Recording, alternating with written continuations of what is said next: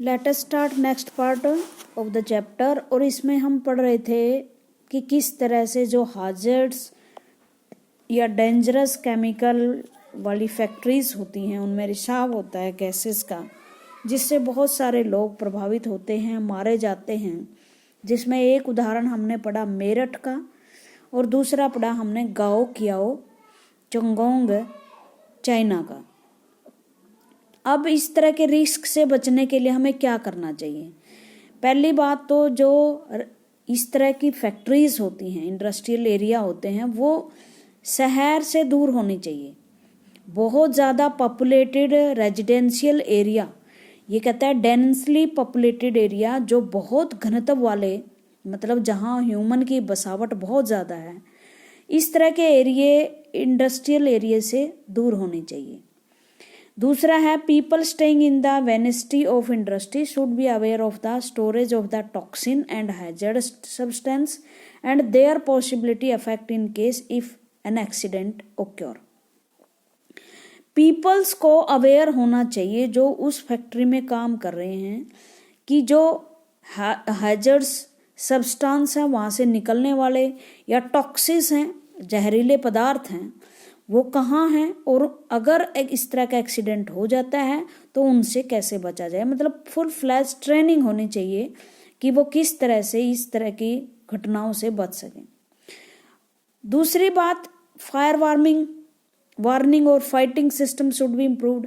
उसके बाद हर फैक्ट्री में, हर कंपनी में इस तरह होना चाहिए कि अगर टॉक्सिस फैल रहा है, गैसेस फैल रहे हैं, तो वार्निंग्स मतलब अलार्म बजने चाहिए। और अगर फैल रही है तो उससे लड़ने के लिए, मान लो आग लग जाती है तो शुष्क के कार्बन डाइऑक्साइड के गैस के सिलेंडर वहाँ होने चाहिए।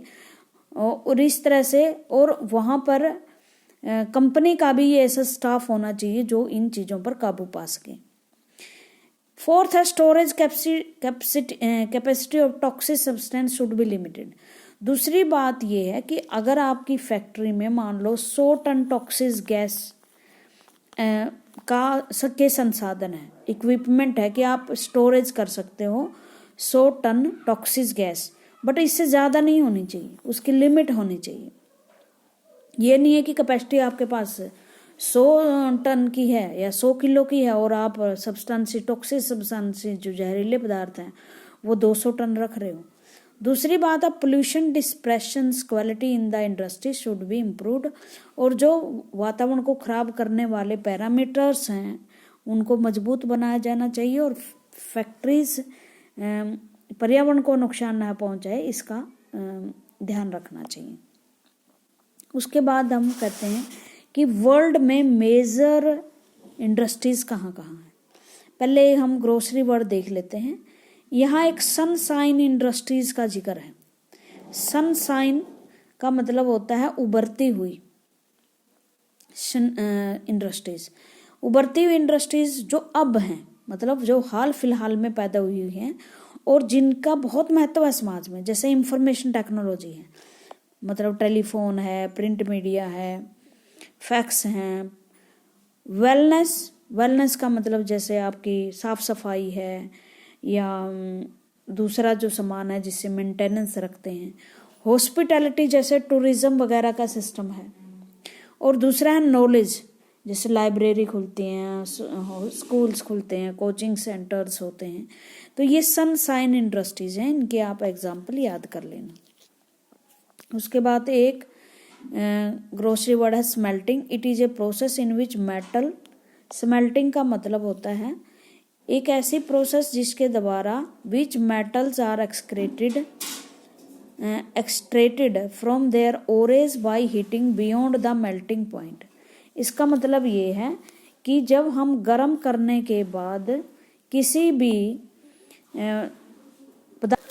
स्मेल्टिंग का मतलब होता है एक ऐसी प्रोसेस जिसके द्वारा हम मेटल, कोई जो धातु होती है उसे हम पिघला के उसके खनिज पदार्थ से, जो कच्चा पदार्थ हमें मिलता है, उसे बहुत ज़्यादा हीट पे पिघला लेते हैं और पिघलाने के बाद जो वस्तु मिलती है हमें उसे हम धातु कहते हैं। वैसे वो खनिज पदार्थ होता है। इस प्रोसेस को स्मेल्टिंग कहा जाता है। ठीक है। अब हम पढ़ेंगे डिस्ट्रीब्यूशन ऑफ मेजर इंडस्ट्रीज, मतलब मुख्य मुख्य इंडस्ट्रीज कहाँ कहाँ हैं वर्ल्ड में, कौन कौन सी हैं और इनके मुख्य हब कौन से हैं, मतलब ये कहाँ पर ज़्यादा हैं।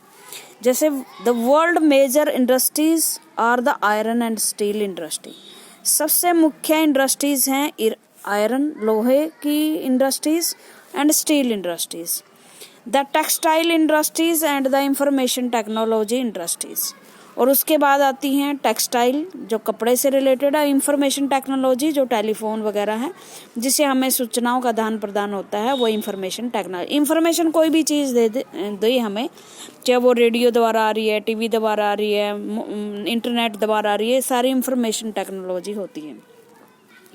The iron and steel and textile industry are the older industries. Iron की, स्टील और टेक्सटाइल ये तो बहुत ज़्यादा पुरानी इंडस्ट्रीज है, 18वीं शताब्दी में इनका प्रचलन हो चुका था। लेकिन जो इंफॉर्मेशन टेक्नोलॉजी है वो वर्तमान की उभरती हुई टेक्नोलॉजी है, नई टेक्नोलॉजी है, हर रोज चेंज भी हो रही है। The country in which iron and steel industry is located, सबसे ज़्यादा स्टील एंड आयरन की जो इंडस्ट्रीज हैं वो Germany, US, America, China, Japan और रशिया में है। टेक्सटाइल इंडस्ट्री सबसे ज़्यादा India, Hong Kong, South Korea, Japan और ताइवान में है। The major hub of the information technology, और इंफॉर्मेशन टेक्नोलॉजी का हब जहाँ कंप्यूटर वगैरह बनते हैं वो इंडस्ट्री है सिलिकॉन वैली। सिलिकॉन वैली क्योंकि जो कंप्यूटर वगैरह की चिप बनती है वो सिलिकॉन से बनती है, तो अमेरिका में है ये, सेंट्रल कैलिफोर्निया एक शहर है वहाँ का, राज्य है बल्कि, और भारत में बेंगलुरु कर्नाटक की जो राजधानी है वो इंफॉर्मेशन टेक्नोलॉजी का हब है। ये याद रखना सारी चीज़ें कि जो स्टील इंडस्ट्रीज हैं वो जर्मनी, यूएस, जापान में है, और कपड़ा की है इंडिया, हांगकांग, साउथ कोरिया, ये ईस्ट एशिया आ जाता है बिल्कुल। और सिलिकॉन वैली कहाँ है, कैलिफोर्निया और Bangalore region of India. Bharat की सिलिकॉन वैली बेंगलुरु को कहा जाता है, ठीक है, मतलब उस जगह का नाम, जो विशेष चीज़ वहाँ पाई जाती है वहाँ उसका नाम वहीं से पड़ जाता है। जैसे अमेरिका की सिलिकॉन वैली जो है वो कैलिफोर्निया में, तो वर्ल्ड में जहाँ भी कंप्यूटर का हब होगा उसको सिलिकॉन वैली, उस देश की सिलिकॉन वैली घोषित किया जाएगा। जैसे भारत में कंप्यूटर या सिलिकॉन का सबसे ज़्यादा निर्माण जो है वो बेंगलुरु में होता है, कंप्यूटर हब बोला जाता है, वहाँ टेक्नोलॉजी बहुत एडवांस है, उसे भारत का सिलिकॉन वैली कहा जाता है। Steel and iron and steel industries, इसके बारे में हम पढ़ते हैं। लाइक अदर इंडस्ट्री, सबसे पहले तो आपको ये पता होना चाहिए इन दोनों में रॉ मटेरियल का प्रयोग होगा और ये सबसे ज़्यादा कहाँ होती हैं। Like other industries iron and steel industry to comprise various inputs, process and output. जैसे आपने इंडस्ट्रीज के बारे में पढ़ा था कि पहले इनपुट डाला जाता है, उसके बाद प्रोसेसिंग होती है और उसके बाद जो सामान तैयार होके आता है वो आउटपुट होती है। इसी तरह किसी भी दूसरी इंडस्ट्रीज की तरह लोहे और स्टील की भी इनपुट, आउटपुट और प्रोसेस होती है। This is the feeder industry. Feeder का मतलब होती है जो ऐसी इंडस्ट्री जो प्रोडक्ट को कच्चा मटेरियल के रूप में प्रयोग करती है। जैसे लोहा एक खनिज पदार्थ के रूप में प्रयोग होती है, उसके बाद उनकी से कारें बनाई जाती हैं, सर्वे बनाए जाते हैं, भवन का सामान बनाया जाता है। The input of the industry include raw material. In industries में रॉ मटेरियल होता है और रॉ मटेरियल के रूप में आपको पता ही है खनिज पदार्थ होता है, सच एज आयरन, और एक लोहा आवश्यक जिसे बोलते हैं हिंदी में, आयरन, और एक कोयला, limestone along with the labour, और उसके बाद लेबर का प्रयोग होता है, पूंजी का प्रयोग होता है, साइट्स जहां वो बनती हैं, एंड अदर इंफ्रास्ट्रक्चर, और दूसरी जो चीज़ें जहां चीज़ों का निर्माण होता है, इंफ्रास्ट्रक्चर की ज़रूरत होती है। The process of the raw material is put in the blast furnace where in undergoes smelting. It is then refined. The output obtained is steel which may be used by other industry as the raw material. देखो पहले iron को melt किया जाता है, ये एक process दिखाई गई है बड़ी अच्छी, ये देख लो आप। यहाँ पर नीचे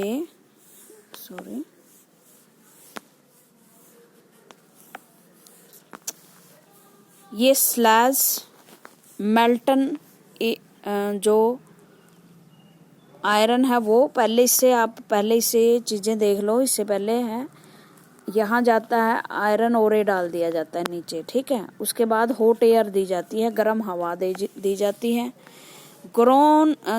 जो गर्म हवा से ब्लास्ट फर्नेस होता है, मतलब पिघलता है। उसके बाद आयरन ओरे, लाइमस्टोन और कोक डाल दिया जाता है।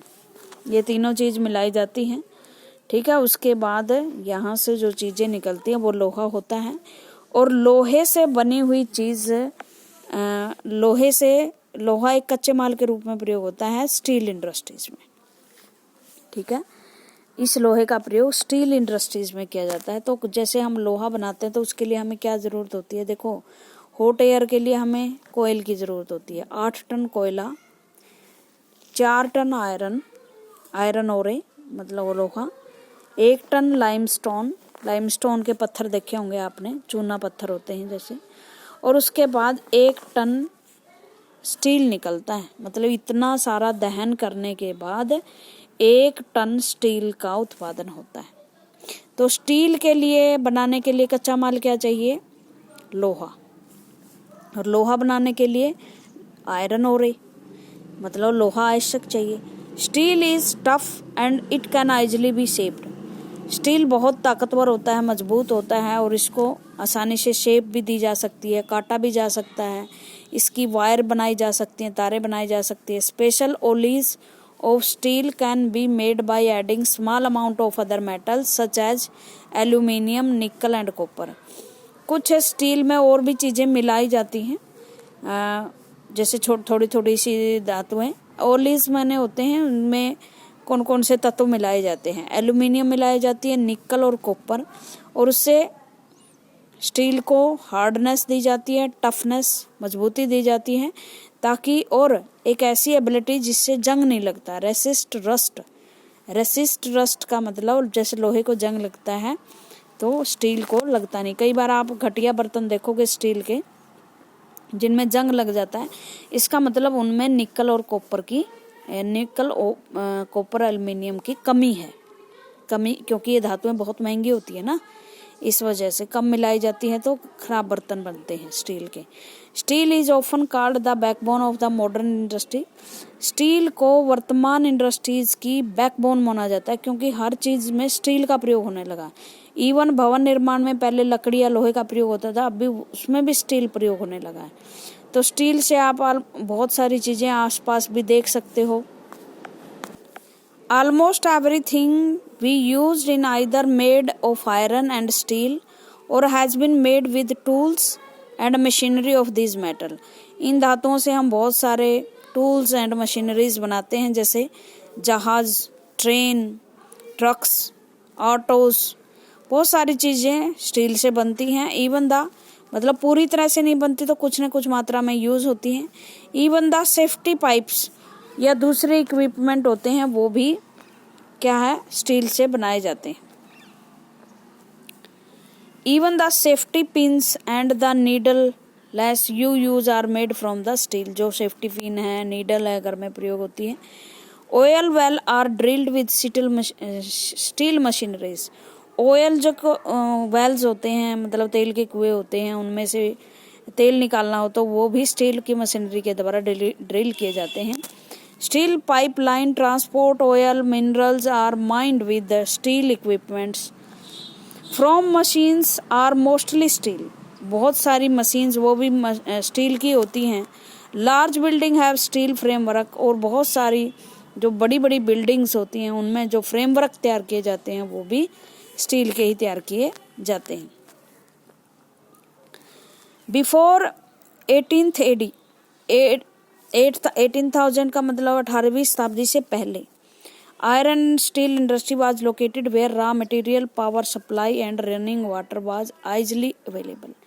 18वीं शताब्दी में क्या था कि जहाँ पर कच्चा माल मिलता, मतलब ओरे, आयरन ओरे मिलता, पावर मिलती, मतलब बिजली की सप्लाई होती है या बहता हुआ पानी मिल जाता नदियाँ वगैरह के किनारे, वहीं पर हम फैक्ट्री लगाते थे स्टील की। Later the ideal location for the industry was near coal field and close to canal and railways. लेकिन बाद में क्या किया गया, जहाँ कोयल फील्ड ज़्यादा हो, मतलब कोयल आसानी से उपलब्ध हो सके, नहरें हों या रेलवेज, माल इधर से उधर सप्लाई किया जा सके, तो वो लोकेशन बदल गई। After 1950 ore and steel, iron and steel industry began to located on large area of flat near the sea ports. लेकिन धीरे धीरे 1950 के बाद जो आयरन फैक्ट्री और स्टील फैक्ट्री थी वो मतलब सी के नज़दीक, क्योंकि सीज बंदरगाह होते हैं, पोर्ट होते हैं वहाँ, और पोर्ट से माल को लादा जा सकता है, सप्लाई किया जा सकता है, तो वहाँ शिफ्ट हो गई इंडस्ट्रीज। पहले कहाँ थी, जहाँ आयरन और स्टील, जहाँ रॉ मटेरियल होता, पावर सप्लाई होती है, रनिंग वाटर होता, बाद में ये धीरे धीरे इनका लोकेशन चेंज होती गई। This is because by this time steel works had become very large and iron ore had to be imported from overseas। क्योंकि तब तक आयरन ओरे को भी बाहर से मंगवाया जा सकता था, क्योंकि बहुत सारे क्षेत्रों में तो आयरन ओरे खत्म ही हो गया ना, अब उन्होंने बाहर से मंगवाना पड़ गया। जैसे यूरोपियन देश हैं, वो अपने रिसोर्सेज का 75% ख़त्म कर चुके हैं। अब वो वहाँ से आयरन ओरे मंगाते हैं, जहाँ से, जैसे एशिया अफ्रीका के देशों से, जहाँ अभी तक यूज नहीं हुआ उन चीज़ों का, क्योंकि उनमें विकास ही नहीं हुआ, उनमें इंडस्ट्री नहीं लगी, तो उनके जो कच्चे पदार्थ थे वो अभी तक बचे रहे। अब यूरोपियंस की नज़र उनके कच्चे पदार्थों पर है। In India iron and steel industry have developed taking hand spun and hand woven cloth and already had a wide market। इसी तरह जो भारत में इंडस्ट्रीज हैं, स्टील एंड आयरन के बारे में पढ़ रहे थे ना हम,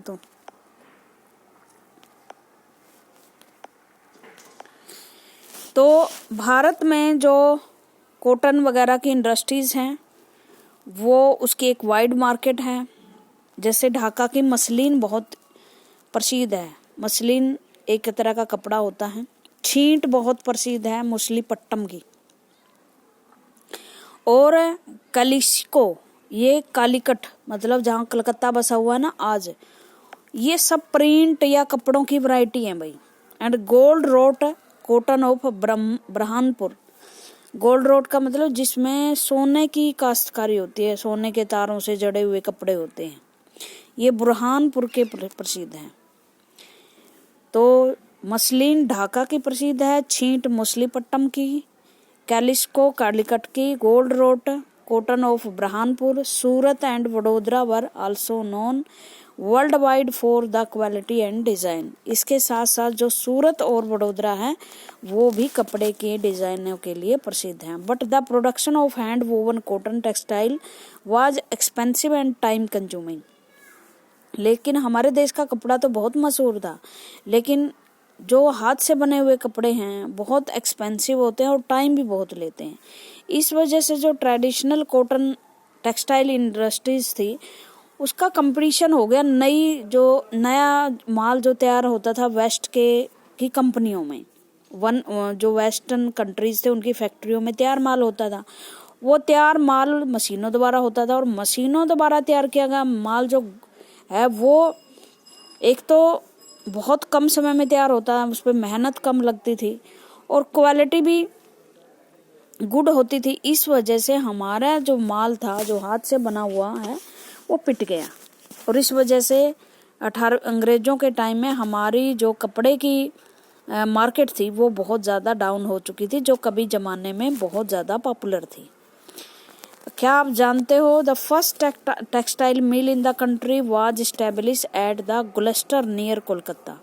सबसे पहले टेक्सटाइल की जो फैक्ट्री थी हमारे देश में गोलस्टार कोलकाता में 1818 में लगी थी, लेकिन जल्दी ही वो बंद हो गई थी। उसके बाद फर्स्ट सक्सेसफुल मशीन हमारे यहाँ लगी थी, टेक्सटाइल मिल जो है वो लगी थी मुंबई में 1854 में।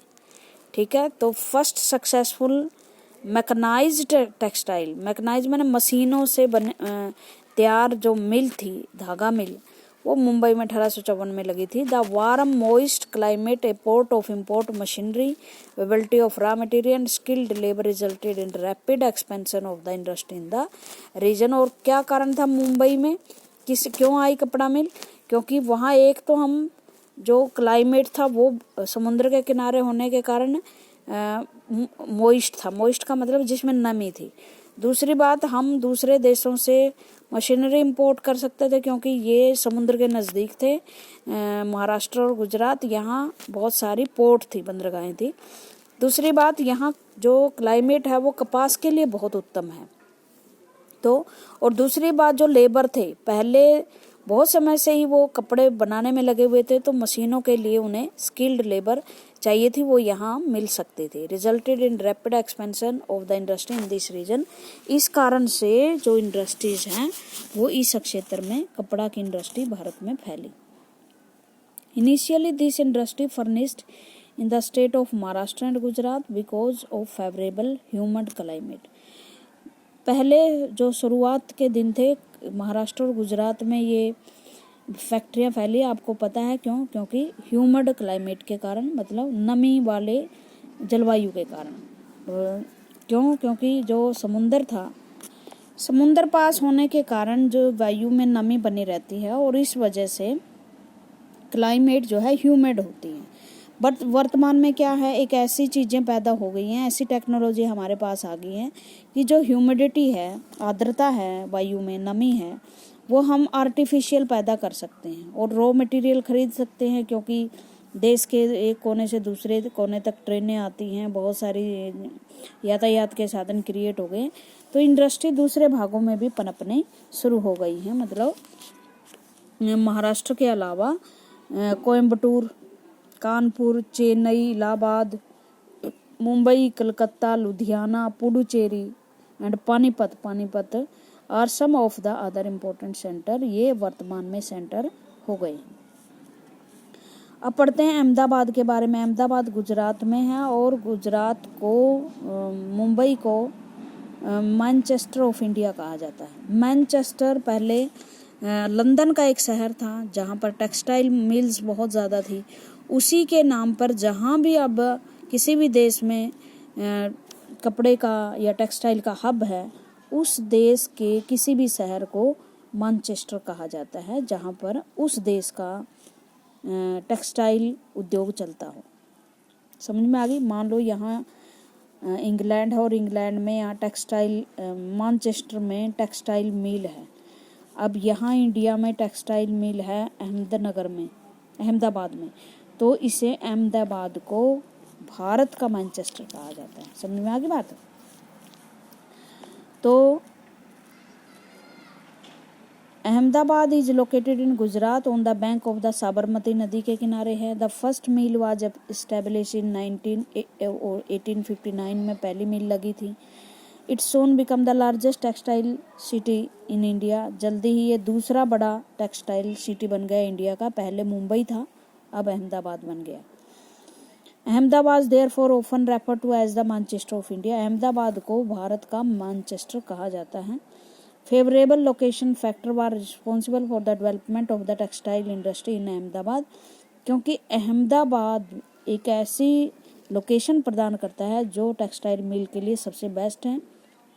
Ahmedabad is situated very close to cotton growing area, क्योंकि बहुत सारी कपास यहाँ पैदा होती है। This ensure very easily available of raw material. जो उद्योगों के लिए रॉ मटेरियल चाहिए टेक्सटाइल के, कपास, वो मिलती है यहाँ। क्लाइमेट बहुत आइडल है, क्यों? स्पाइनिंग, कातने के लिए, बुनने के लिए। क्यों? क्योंकि धागा ना टूटे, इसके लिए ह्यूमिड क्लाइमेट चाहिए, जो यहाँ की है क्योंकि ये समुद्र के नज़दीक है। और डेंसली पॉपुलेटेड स्टेट है गुजरात और महाराष्ट्र, इसलिए यहाँ पर स्किल्ड जो मजदूर हैं, जो इस काम में माहिर हैं, वो मिल जाते हैं। और वेल डेवलप्ड रोड है, रोड कनेक्टिविटी अच्छी है। रेल नेटवर्क भी ट्रांसपोर्ट प्रदान करता है टेक्सटाइल मिल का। क्यों? क्योंकि रेलें जो है सीधे पोर्ट जाती हैं, और पोर्ट जो है मुंबई, जैसे मुंबई पोर्ट हमारा सबसे बड़ा पोर्ट है इस मामले में, तो वहाँ पर माल हम दूसरे देशों में भी भेज सकते हैं। आज के लिए इतना ही। Thank you very much.